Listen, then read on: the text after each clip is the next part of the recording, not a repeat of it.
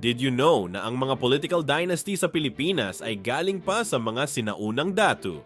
Noon, kapag namatay ang isang datu, ang anak niya ang susunod na mamumuno. Ganito rin sa mga raja at lakan. Ang kapangyarihan ay nananatili sa pamilya. Nung dumating ang mga Espanyol, hindi nila binago ang sistema na ito. Ginawa pa nilang kabesa de barangay ang mga anak ng mga datu. Kaya tuloy-tuloy lang ang pagmamana ng kapangyarihan. Tingnan natin ang mga pamilyang Aquino, Marcos, Binay at Estrada. Marami sa kanila ay may ugat na dating maharlika o may koneksyon sa mga sinaunang namumuno. Ngayon, makikita mo na parang paikot-ikot lang ang mga pangalan sa politika. Tatay, anak, asawa, kapatid, lahat nasa gobyerno. Kaya mahirap makakita ng bagong mukha sa politika. Ang mga ordinaryong Pilipino ay nahihirapang makapasok sa sistema.